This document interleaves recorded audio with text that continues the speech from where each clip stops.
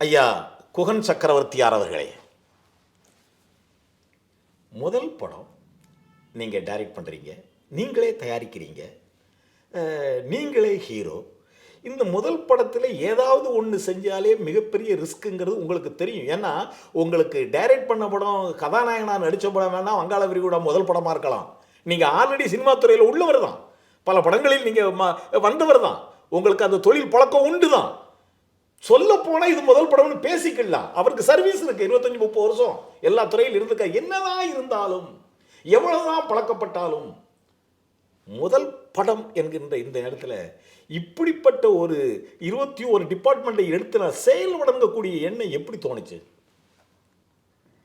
நான் வந்து டி ராஜேந்தருடைய தம்பி. அவர்கிட்ட வந்து ஒரு 20 வருஷம் நல்ல தம்பியாக, ரொம்ப பிரியமானவனா, அவங்க குடும்பத்தில் ஒருத்த மாதிரி நான் இருந்தேன். அவருக்கு வந்து கதை, திரைக்கதை, வசனம், பாடல்கள், டைரக்ஷனும் போத்து ஷூட்டிங் ஸ்பாட்டில் இருந்தானா அப்படி டெரராக மிரட்டு சினிமாவை வந்து கரைச்சி குடித்த ஒரு மிகச்சிறந்த மனிதன்ட்ட நான் ஒரு 20 வருஷம் இருந்திருக்கேன், நல்ல தம்பியா. அதில் வந்து ஒரு கதை, திரைக்கதை, வசனம், பாடல்கள், டைரக்ஷன் எப்படா இப்படி எடுக்கிறாரு, என்னடா நடக்குது இங்கே? அப்போ சினிமாவை விட இது ஒரு வேறு தொழிற்சாலையாக இருக்கேன்.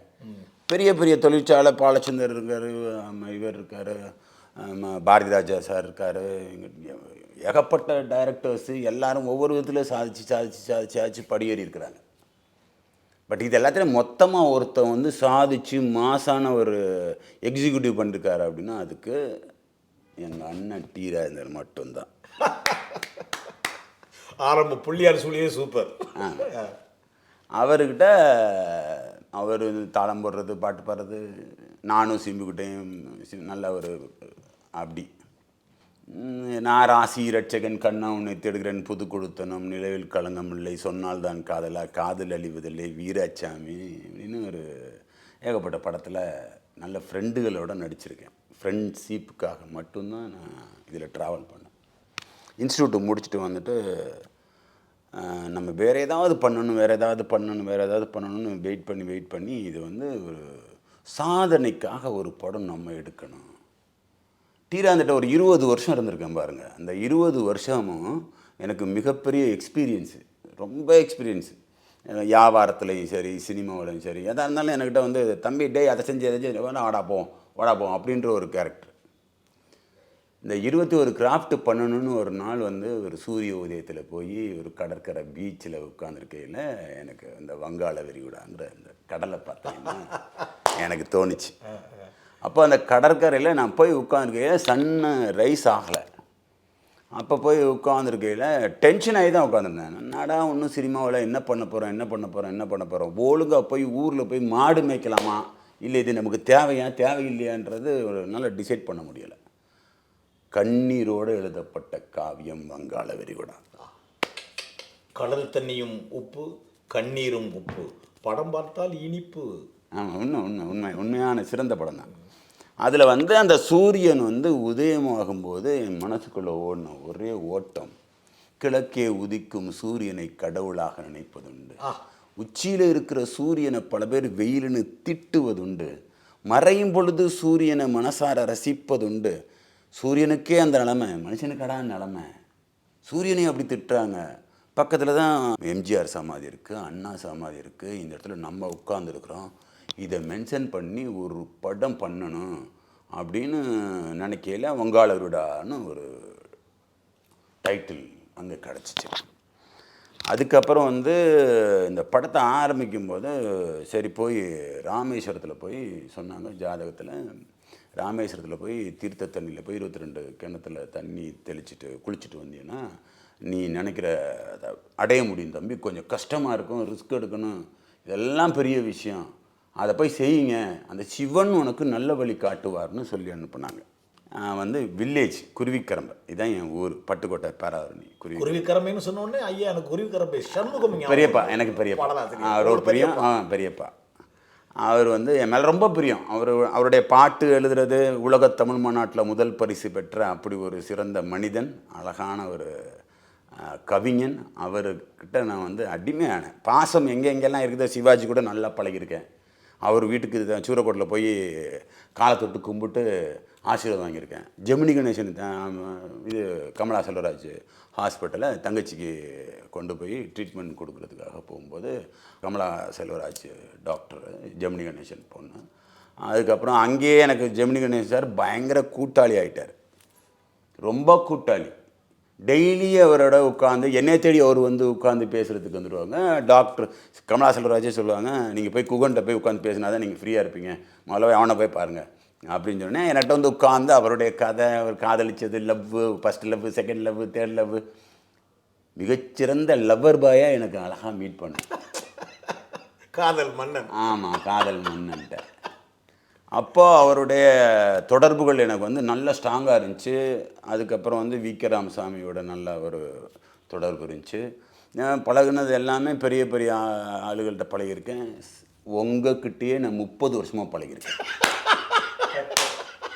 இது வந்து உண்மைங்க, சத்தியம், சும்மா சொல்லலை. ஆனால் நிலவில் களங்கம் இல்லைன்னு ஒரு படம் சார் எடுத்தார். அடியன் தான் டைரக்டர். ஆமாம்.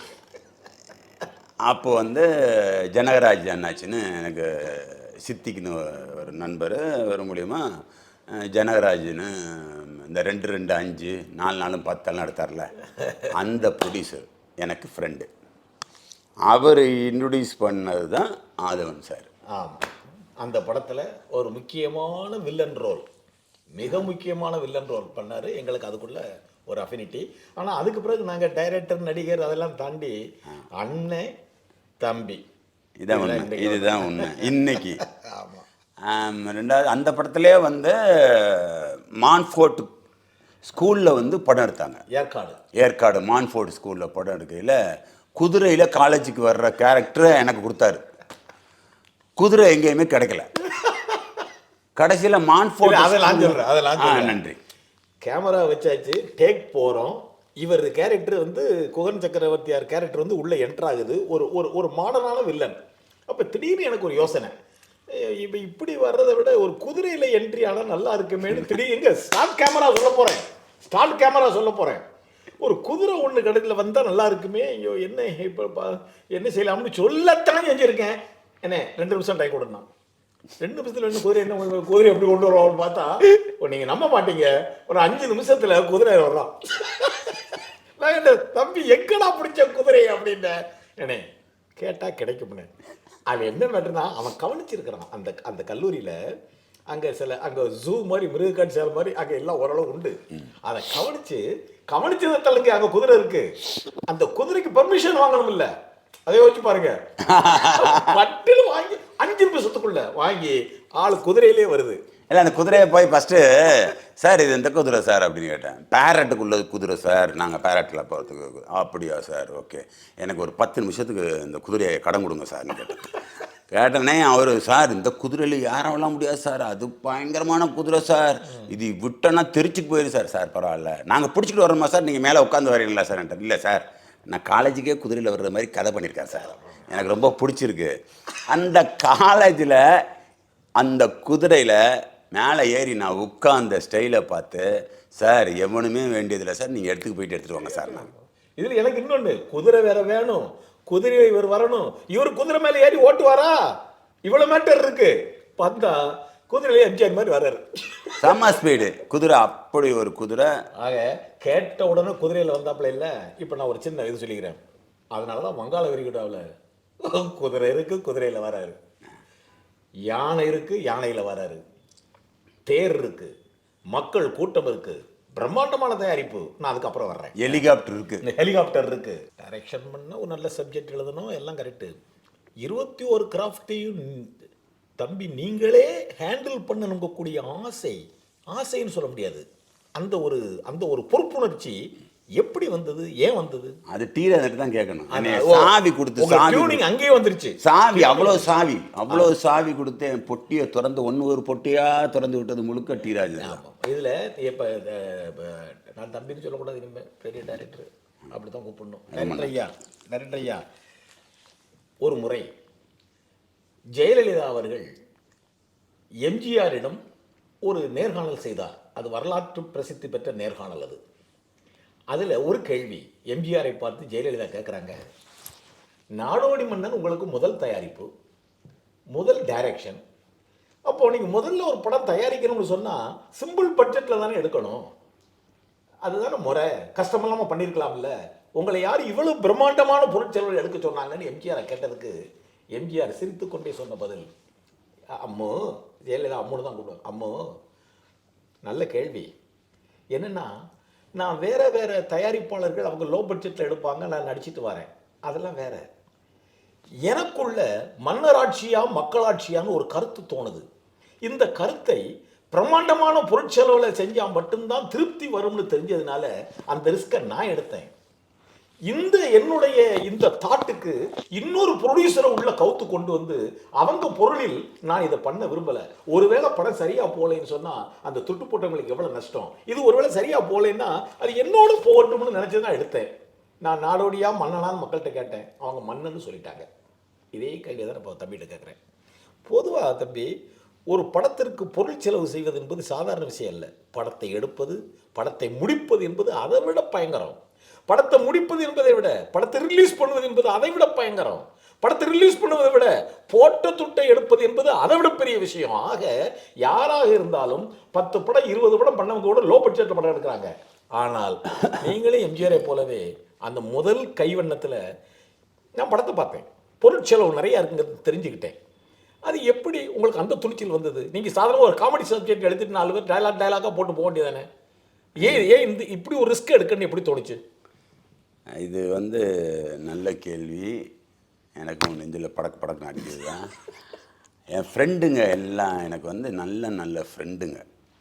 தமிழ்நாடு, ஆந்திரா, கேரளா, கர்நாடகா, பாம்பே, இன்னும் ஃபாரினில் இருக்கிறவங்க எல்லாருமே மச்சான் நீ பெரிய முயற்சி பண்ணுற மச்சான், நல்லா இருக்குது பாட்டு. ஃபஸ்ட்டு நான் ரெக்கார்டிங் பண்ணினேன் தேவா ஸ்டுடியோவில் போய் தான். ஸ்ரீகாந்த் தேவாக்கெல்லாம் தெரியும்.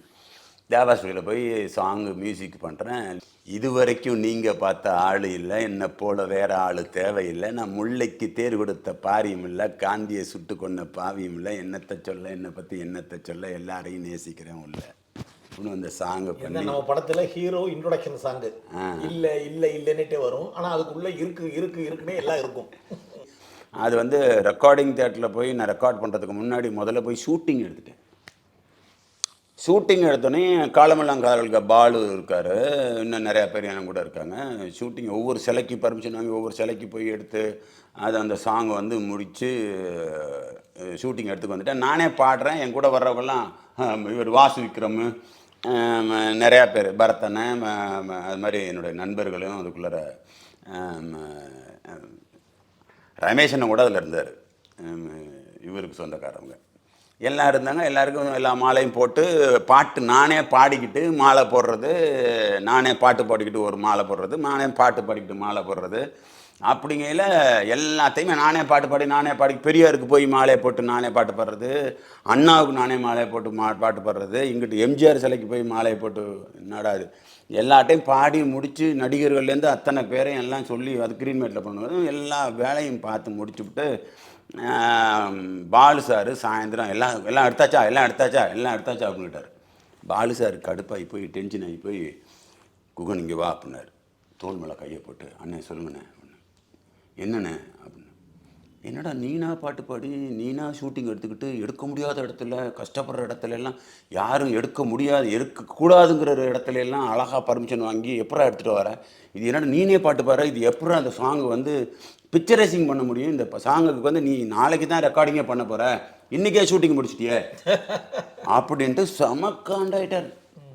அண்ணே நீ ஒன்றும் டென்ஷன் ஆகாத, நம்ம எப்படியா இருந்தாலும் நாளைக்கு காலைல தேவா சார் ஆடியோ அங்கே தான் பண்ணுறோம், சாங் அங்கே தான் பண்ணுறோம், சாங் பண்ணதுக்கப்புறம் இதையும் நான் எடுத்ததையும் ரெண்டையும் மேட்ச் பண்ணி கட் பண்ணி காட்டுறேன், நீ அப்போவாவது நான் டேலண்டாக இல்லையான்னு ஒத்துக்கணே அப்படின்னு சொல்லிட்டு சொல்லியாச்சு.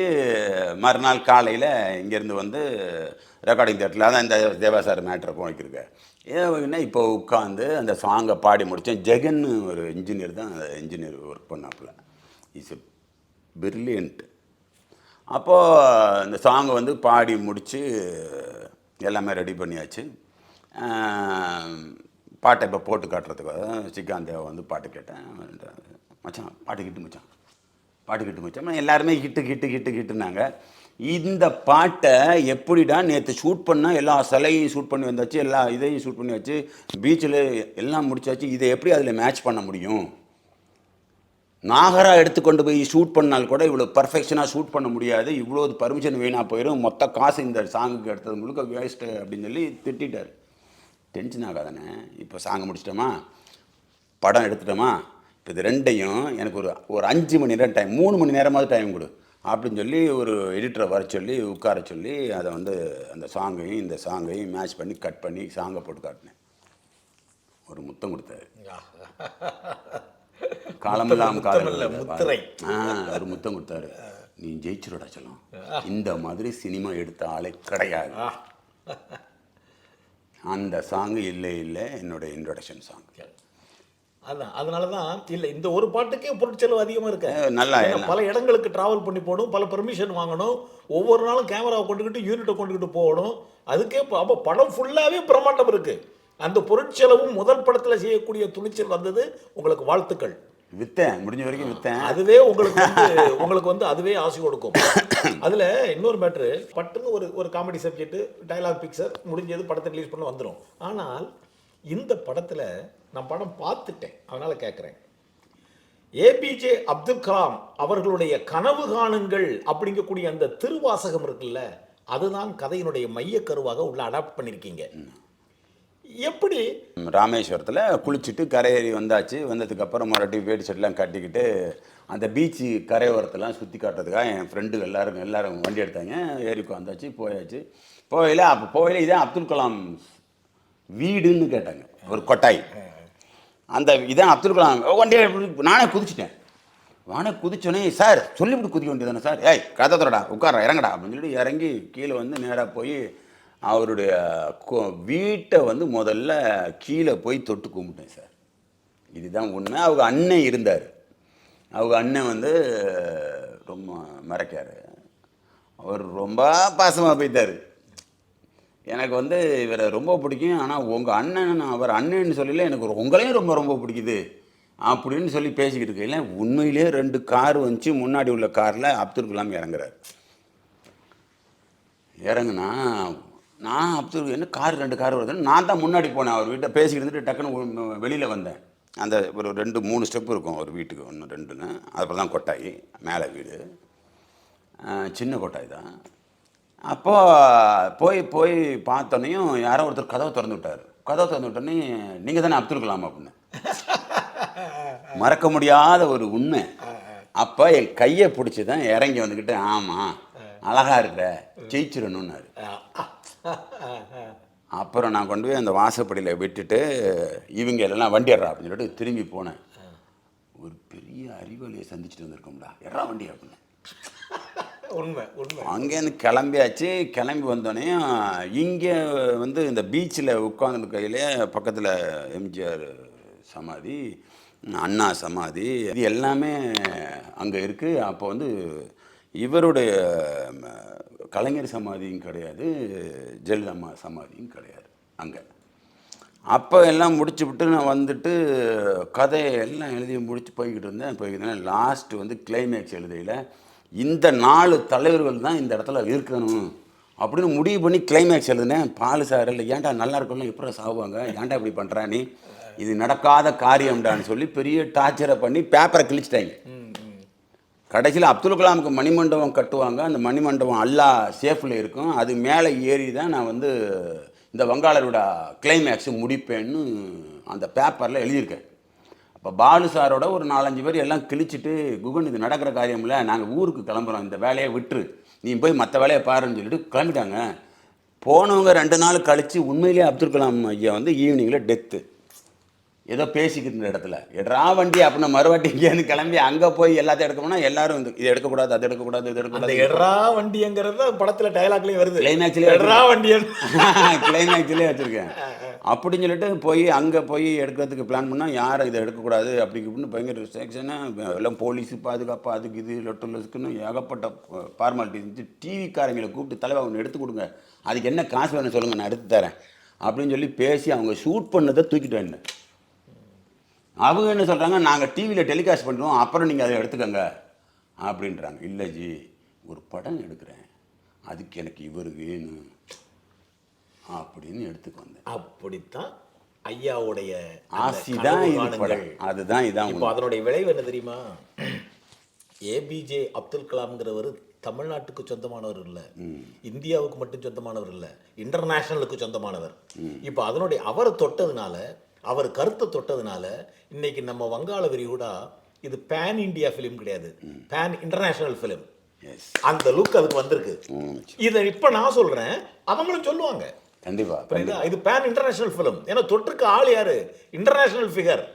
இதில் என்னன்னா, இப்போ இந்த படத்தை பார்த்தேன்ல, அப்துல் கலாமுடைய கனவு காணுங்கள், ரைட், மையக்கரு, இளைஞர்களுக்கு மோட்டிவேஷனாக அமையக்கூடிய ஒரு படம். இன்னும் சுருக்கமாக சொல்லப்போனால், இது பள்ளிக்கூடத்து பிள்ளைங்களுக்கெல்லாம் அரசாங்கமே முன் வந்து இந்த படத்தை கொண்டு போய் காட்டணும் அப்படிங்கக்கூடிய ஒரு ஃபெசிலிட்டியை கிரியேட் பண்ணணும்னு தோணுது. ஏன்னா அப்துல் கலாம் கூடிய மேட்டருக்கு வந்து, அப்துல் கலாம் என்றால் மாணவர்கள் சம்பந்தப்பட்டவர், அவர் எப்பவுமே எதிர்கால சமுதாயம் சம்பந்தப்பட்டவர் அப்படின்னு எனக்கு ஒரு ஆசை இருக்கு. சரி, நடக்க கடவுது. இதில் என்ன, அப்துல் கலாம் அவர்கள் இயக்குனர் தம்பி, உங்களுக்கு அவர் என்ன ஒரு ஒரு ஒரு ஒரு ஒரு ஃபர்ஸ்ட் கிளாஸ் ஸ்ட்ரென்த் கொடுத்துருக்காரு தெரியுமா? அவருடைய வாசகத்தை வச்சே நான் அவரை அடிக்கடி பல மேடைகளில் சொல்லுவேன். அப்துல் கலாம் மழைக்கு அஞ்சி கூடு தேடி ஓடும் ஏனைய பறவை அல்ல அவர். மழை மேகத்தையும் தாண்டி உயரே பறக்கும் பருந்து அவர். அந்த பருந்து என்கிற சக்தியைத்தான் அன்னைக்கு ஐயா இப்படி தொட்டாரா, அந்த சக்தியை கொடுத்துட்டாரு. இல்லைன்னா இந்த சூழல்ல இவ்வளவு பிரம்மாண்டமா இந்த படத்தை கம்ப்ளீட் பண்ண முடியவே முடியாது. அந்த ஆசை இல்லைன்னா அந்த பருந்தால மட்டும்தான் முடியும். அந்த பருந்தே தொட்டு உனக்கு அந்த ஆசீர்வாதத்தை கொடுத்துருக்காரு. அதே மாதிரி கலைஞர் ஐயா வந்து நான் இன்ஸ்டியூட்டில் படிக்கிறதுக்கு ரெக்கமெண்டேஷன் பண்ணி டிஆர் பாலு இவங்கெல்லாம், எக்ஸ்எம்எல்ஏ கிருஷ்ணமூர்த்தி, எங்கள் மாமா மச்சான் இவங்கெல்லாம் அழைச்சிட்டு போயிட்டு என்னை இன்ஸ்டியூட்டில் சேர்க்கறதுக்கு எல்லாரும் பேசினாங்க. அப்போது எனக்கு ஆசி வழங்குனது கலைஞர். யாருக்கிட்ட சொல்ற? ஆமாம், நீங்கள் வச்சு அவருடைய கதை திரைப்படத்தில் படம் எடுத்துருக்கிறாரு, பாசமலை. நமக்குள்ள எவ்வளோ மேட்சிங் வருதுன்னு அதை சொல்லலாம். உண்மை. அந்த இடத்துல வந்து அதுக்கு முன்னாடி வந்து ஜெயலலிதா ஹாஸ்பிட்டலில் போய் முடியலை, டக்குன்னு செத்து போச்சுட்டாங்க. அதுக்கப்புறம் எனக்கு அந்த இடத்துல கொண்டு போய் வைப்பாங்க அப்படின்றது ஒரு ஃபீல் இருந்துச்சு. நான் கதையில் எழுதியிருக்கேன். அந்த கதையில் எழுதியிருக்கேன். இதெல்லாம் நான் சொல்கிறதெல்லாம் சும்மா சொல்ல சாமி, உண்மையான விஷயம்.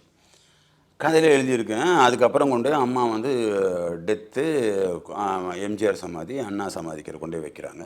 இதுக்கு பெரிய காவியம் ஆக போகுதுன்னு உண்மையாகவே என் மைண்டு, என் மனசு, அது எப்படி சொல்கிறதுன்னா, இது சிவனுக்கு தான் தெரியும், அடுத்து குகனுக்கு தெரியும், வேறு எவனுக்கும் தெரியாது. ரிலீஸுக்கு பிறகு அவங்களுக்கு தெரியும், 100% உங்களுக்கு தெரியும். இது எப்படி எடுத்துருக்கலாம் உங்களுக்கு என்னை ஆராய்ச்சி பண்ணுங்க இன்னும். ரைட்டா? உண்மை. இதுக்கு அப்புறம் வந்து கலைஞர் டெத்து, எம்ஜிஆர், ஜெயலலிதா அம்மா, அண்ணா, நடுவில் கலைஞர். நான் இதுக்கெல்லாம் ஷூட்டிங்கெல்லாம் போய்கிட்டு இருக்கேன். தமிழ், தெலுங்கு, ஹிந்தி 3 லாங்குவேஜ் ஒன்றா எடுத்துக்கிட்டு இருக்கேன். எல்லாத்தையும் மண்டையில் ஓடிக்கிட்டு இருக்கு, வித்தவுட் பேப்பரு. அவ்வளோது அழகான ஒரு ஸ்க்ரீன் பிளே கொண்டு வர்றதுக்கு எடிட்டர் தேடி தேடி தேடி அலைஞ்சு கடைசியில் என் தம்பி ஆர்கே செல்வன் தான் எடிட்டரான. ஓகேயா? இது எல்லாம் முடிச்சு கம்ப்ளீட்டாக ஒர்க் அவுட் முடிச்சதுக்கப்புறம் என்னடா பண்ணுறதுன்னு பார்த்தோன்னா, கிளைமேக்ஸ் முடிக்கிறது அப்துல் கலாம் மணிமண்டபத்தில் போய் முடிக்கணும் அப்படின்னோடனே மணிமண்டபம் கட்ட ஆரம்பித்தாங்க. கட்டி முடித்து முதல்ல கொண்டு போய் நான் தான் அந்த இடத்த எடுத்தேன். அது மேலே ஏறி நிற்கும்போது கதாநாயகி இல்லை. கதாநாயகி ஃபோன் பண்ணுறேன், பயங்கர பிஸி. அவங்கெல்லாம் நார்த் இண்டியன். இங்கே இருந்த ஆர்டிஸ்டாக இருந்தால் நம்ம சொல்லலாம். நார்த் இண்டியனே ஐயோ என்னடா அது சிக்கலாக போயிடுச்சு அப்படின்னு சொல்லிவிட்டு அந்த பொண்ணுடைய மேக்கப்பை போட்டு, அந்த பொண்ணுக்கு காஸ்டியூம் டிசைனை போட்டு இறங்குமா தள்ளுன்னு. அந்த பொண்ணு கொஞ்சம் ஹைட்டு கம்மி வேறு. நான் இதுக்காக போய் இன்னொரு பொண்ணை பிடிக்க முடியாது, இந்த இடம் பர்மிஷன் கிடைச்சதே பெரிய விஷயம் அப்படின்னு சொல்லிட்டு அந்த பொண்ணை கொண்டு போய் வச்சுட்டு குன்றத்தூர் பாபுவை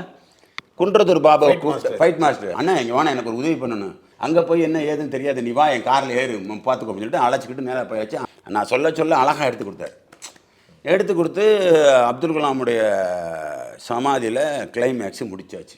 இப்போ இதெல்லாம் கேட்கும்போது தான் நம்மளுடைய ஊடகங்கள் வாயிலாக வரக்கூடிய பப்ளிசிட்டி, உங்கள் ஸ்டிக்கரில் எல்லாம் பொதுவாக ஒரு சினிமாவுக்கு யாருடைய ஃபோட்டோஸ் எல்லாம் போஸ்டர்லேயோ ஸ்டிக்கர்லேயோ பப்ளிசிட்டியில் விரும்புன்னு கேட்டால் படத்தில் நடித்தவங்க. இப்போ குகன் சக்கரவர்த்தியார் ஹீரோ, பொன்னம்பலம் நடிச்சிருக்காரு போட்டோ வரும், வாசு விக்ரம் நடிச்சிருக்காரு போட்டோ வரும், வையாபுரி நடிச்சிருக்காரு போட்டோ வரும், நார்த் இந்தியன் லேடிஸ் கதாநாயகியா நடிச்சிருக்காங்க, அவங்க வேற மொழியிலையும் ஹிட் ஹீரோயின், அதுவும் போஸ்டர்ல வரும். ஆனா வங்காள விரிகுடா படத்துல மட்டும் இது வரைக்கும் எந்த படத்து போஸ்டர்லையும் இல்லாத அளவுக்கு அப்துல் கலாம் இருக்காரு, அண்ணாதுரை இருக்காரு, கருணாநிதி இருக்காரு, எம்ஜிஆர் இருக்காரு, ஜெயலலிதா இருக்காங்க, ஸ்டாலின் இருக்காரு. இப்படி இவங்கெல்லாம் ஒரு சினிமா போஸ்டர்ல அப்படி இருக்கக்கூடிய புரட்சியை பண்ணிருக்கீங்க. இது புரட்சி இல்லை சார், உண்மையான விஷயம். சில பேருக்கு இது பயங்கரமான ஏதோ பயங்கரமாக யோசிச்சிருப்பாங்களா, அதெல்லாம் ஒன்றுமே கிடையாது. இவங்க எல்லாரையும் எனக்கு பிடிக்கும். அதான் முதல் பாட்டிலே வந்துருச்சு. எல்லாரும் எனக்கு பிடிக்குங்கிறது மட்டும்தான் அந்த இடத்துல.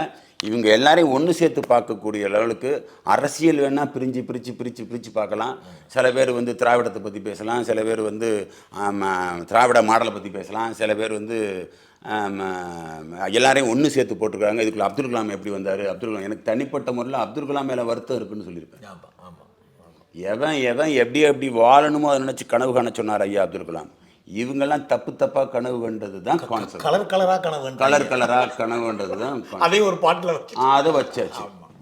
ஐயா, வங்காள விரிகுடா படத்தை நான் பார்த்துட்டேன். இந்த கேள்வியை நான் கேட்க முடியாது, ஏன்னா எனக்கு விஷயம் தெரிஞ்சு போச்சு. இப்போ அவங்க இன்னும் பார்க்கல.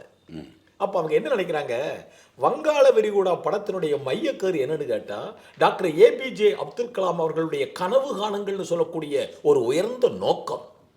இந்த நோக்கத்தை எப்படி கதை எழுத முடியும், எப்படி திரைக்கதை எழுத முடியும், 2.5 மணி நேரம் படம் பண்ணணும் என்ன? அப்போ இதில் காதல் இருக்கா, சென்டிமெண்ட் இருக்கா, அது இருக்கா, இது இருக்கான்னு கேட்பாங்க. இப்போ நான் படம் பார்த்ததுனால சொல்கிறேன், இதில் கதை இருக்குது, சென்டிமெண்ட் இருக்குது, ஃப்ரெண்ட்ஷிப் இருக்குது, நல்ல லவ் இருக்குது, பேய் இருக்குது. என்னையா இப்படிப்பட்ட ஒரு தத்துவத்தில் இதெல்லாம் எப்படி மிக்ஸ் பண்ண முடியும், எப்படி இப்படி ஒரு படத்தை உருவாக்க முடியும்னு அவங்க கேட்குறாங்க. பெரிய கதாநாயகங்கிறதே வந்து எம்ஜிஆரும் ஜெயலலிதா அம்மாவும் தான். அதை விட கதாநாயகி யாரும் உலகத்திலே நான் ஏற்றுக்க முடியாது. சூப்பர். இதில் வந்து ஒரு அருமையான ஒரு கதையாசிரியர்னு சொல்ல போனோம்னாக்க, கலைஞரை விட கதை வசனம் எழுதியவர்கள் யாரும் கிடையாது, இனி யாரும் வருவதும் கிடையாது. இந்த அரசியலுக்குள்ள தலையிடாமல் ஒரு அழகான ஒரு கருத்தை மக்கள்கிட்ட சொல்லி அவங்களா கதாநாயகன், என் தம்பி, எங்கள் அண்ணன், எங்கள் சித்தப்பா மாதிரி இருக்கான், எங்கள் பெரியப்பா மாதிரி இருக்கான், எங்கள் மாமா மாதிரி இருக்கான்னு சொல்கிற லெவலுக்கான ஒரு நடிகனா என்னை இந்த படத்துக்குள்ளே திணிச்சிருக்கேன். இந்த கருத்து, இந்த படத்தோட அத்தனை விஷயம், இதில் வர்ற A to Z என் மக்களுக்கு இப்படி ஒரு படம் கொடுக்கணும்னு ஆசைப்பட்டு எடுக்கப்பட்ட ஒரே படம் வங்காள விரிகுடா. ஆனால் இந்த படம் என்ன கண்ணோட்டத்தில் போய் பார்த்தாலும் அவங்க மனசுக்கு நிம்மதியாகவும் அவங்க செயலில் வந்து சிரிச்சுக்கிட்டும் வெளியில் வர்றது மாதிரி தான் நான் படம் பண்ணியிருக்கேன். நல்ல படம் பண்ணியிருக்கிறேன், அருமையான கருத்து சொல்லியிருக்கிறேன், நல்ல உயர்ந்தவர்கள் பாராட்டக்கூடிய அளவுக்கு அந்த படத்துக்குள்ளே கருத்து வச்சுருக்கிறேன். இவ்வளோதையும் மொத்தமாக சேர்த்து உண்மையான ஷோவா படம் எடுத்திருக்கிறேன். ஜெயிச்சு படம் ஹிட்டுனா நான் இத்தனை வருஷம் கஷ்டப்பட்டது ஒரு சூப்பரான ஒரு பேர் வரும். அப்படி இல்லைன்னா நான் போய் மாடு மேய்க்கிறேன், அதுக்கு தான் நான் லாயக்கு, வேறு எதுக்கு லாயக்கு இல்லைன்னு டிசைட் பண்ணிவிட்டு ஊருக்கு போவோம். இன்னமும் சினிமா வேணும், என்னால் சுத்த முடியாது தலைவா. இல்லை, அப்படியெல்லாம் உங்களை மாடு மேய்க்க விட மாட்டாங்க. ஓம் நமச்சிவாய். பார்த்துக்கிட்டு இருக்காங்க. ஓம் நமச்சிவாய். ஆக மாதா பிதா ஃபிலிம் ஃபேக்டரி வங்காள விரிகுடா இந்த படத்தில் 21 கிராஃப்டுகளில் தலைமை தாங்கி வேலை செய்த படத்தின் கதாநாயகன் இயக்குனர் குகன் சக்கரவர்த்தியார் வங்காள விரிகுடா இதன் ஆக்கம், அதற்காக அவருக்கு கிடைத்த ஊக்கம் எல்லாம் சேர்த்து, அவர் பயணித்த விதம் எல்லாம் சேர்த்து இப்போ அந்த ஒரு அற்புதமான ப்ராப்பர்ட்டி அந்த படம், ஒரு அருமையான பொது சொத்து அந்த படம். அப்துல் கலாம் கணியன் பூங்கொன்னார் சொன்னதை ஐரோப்பிய யூனியன் சொன்னார், யாதும் ஊரே யாவரும் கேளிர்னு. ஆக இந்த படம் திராவிட கடற்கரை அப்படின்னு கூட பேரை சுட்டி காமிச்சா கூட படத்தினுடைய ஒட்டுமொத்த ப்ராப்பர்ட்டி இருக்கே அந்த கருத்து, அது யாதும் ஊரே யாவரும் கேளீர் என்பதை தாங்கி நிற்கக்கூடியது. அதனால தான் சொன்னேன், இது பேன் இன்டர்நேஷனல். இதை எடுத்தார், கஷ்டப்படாமல் உடனே அவர் ஆளை பார்த்தா கஷ்டப்பட்ட மாதிரி தெரியாது. அது இறைவன் கொடுத்த சொத்து. படத்தை ஒருத்தர் எடுத்து வச்சுட்டு ரிலீஸுக்கு முன்னாடி கருகிடுவாங்க. ஆனால் அதையெல்லாம் தாண்டி ஆள் வெளிச்சமாக இருக்கார் அப்படிங்கிறதுக்காக அவர் கஷ்டப்படலைன்னு நினைக்காதீங்க. கஷ்டப்பட்டார், பயணித்தார், உழைத்தார், கடும் முயற்சி, இரவு பகல் பார்க்கவில்லை, உண்ணவில்லை, உறங்கவில்லை. அதையெல்லாம் தாண்டி வங்காள விரிகுடா அப்படிங்கக்கூடிய அந்த பொக்கிஷத்தை இப்போ உங்க முன்னாடி வச்சுட்டார். இதில் நாம செய்ய வேண்டிய கடமை என்னங்க அதை சொல்கிறேன். படம் சூப்பராக இருக்கு, நல்லா இருக்கு, படம் எக்ஸ்ட்ராடனரியாக இருக்கு, இந்த படத்தை பார்ப்போம், மாறி மாறி பார்ப்போம், படத்தை பாருங்க. ஆனால் அதையெல்லாம் தாண்டி நான் ஒன்று சொல்கிறேன். எப்போதுமே புதியவர்கள் ஒரு புது தெம்போட, ஒரு உத்வேகத்தோட, ஒரு உலக சாதனை புரிய வரும்போது நாமெல்லாம் கை கொடுக்கணும். நாமெல்லாம் கை கொடுக்கணும். இப்படி நீங்க கை கொடுத்தீங்கன்னா, இவர் இப்படி ஒரு 21 கிராஃப்ட்ல வந்திருக்காருல்ல, 21 கிராஃப்ட் பண்ணி வந்திருக்காருல்ல, மக்கள் கை கொடுக்கிறார்கள் கூடிய நம்பிக்கை மற்றவனுக்கு வரும்போது தான் குகன் சக்கரவர்த்தியார் செஞ்சதை நம்மளும் ஏன் செய்யக்கூடாது? அது கூட ஒரு நாள் கேட்டேன், ஏன் ஐயா 24 கிராஃப்ட்ல ஏன் 21 வச்சுட்டு விட்டுட்டீங்க, என்ன 3 என்னாச்சுன்னு கேட்டேன். அதுக்கு அவர் அழகாக ஒரு பதில் சொன்னார். அண்ணே 8 பண்ணாங்க, 10 பண்ணாங்க, அவங்க மிச்சம் வச்சாங்கல்ல, எதுக்கு? இந்த குகன் சக்கரவர்த்தியார் அதுக்கு மேல ஒரு சாதனை பண்ணட்டுமே எனக்கு விட்டு கொடுத்து தானே போயிருக்காங்க. அவங்களுக்கெல்லாம் பண்ண தெரியாம பண்ணியிருக்காங்க. அது மாதிரி இன்னும் 3 டிபார்ட்மெண்ட்டை நான் ஏன் விட்டு வச்சிருக்கேன்னா, எனக்கு பின்னாடி வர்றவங்க என்ன தாண்டட்டும்னு என்ன சொன்னார். என்ன ஒரு உயர்ந்த உள்ளம். அதுக்காக சொல்றேன், இந்த பொது சொத்து, இந்த பொக்கிஷம் உங்கள் முன்பு கடை விரிக்கப்பட்டது. வள்ளலார் சொன்னது போல கடை விரித்தேன் கொள்வார் இல்லை என்கின்ற நிலை வந்து விடக்கூடாது. ஏன்னா அது நமக்கு தான் இழப்பு. இது மாதிரி வரவங்க புற்றீசல் மாதிரி வந்துகிட்டே இருக்கணும். ஒருவனுக்கு நாம கொடுக்கின்ற அந்த ஊக்கமும் ஆக்கமும் பேராதரவும் நாளைய உலகத்திற்கு வெளிச்சத்தை ஊட்டும் என்று சொல்லி நன்றியுடன், நம்பிக்கையுடன் மீண்டும் மாதா பிதா பிலிம் ஃபேக்டரி எழுத்த பாருங்க, வங்காள விரிகுடா எழுத்தே சினிமாஸ்கோப் ட்ரெண்டிங்ல இருக்கும். அப்படிப்பட்ட பிரம்மாண்டம் எழுத்திலேயே தெரியும். ஆக இதற்கு பிரம்மாண்டமான வெற்றியை நீங்கள் தருவீர்கள். மீண்டும் இந்த கலை உலகத்திற்கு இவர்கள் போன்ற புத்தொளி கொடுக்க நினைக்கக்கூடிய அனைவருக்கும் நீங்கள் பேராதரவு தருவீர்கள் என்று நன்றியுடன், நம்பிக்கையுடன் உங்கள் தோழர் LV ஆதவன், உங்கள் அமுதகானம் LV ஆதவன், உங்கள் தமிழ்நதி LV ஆதவன். தேங்க்யூ.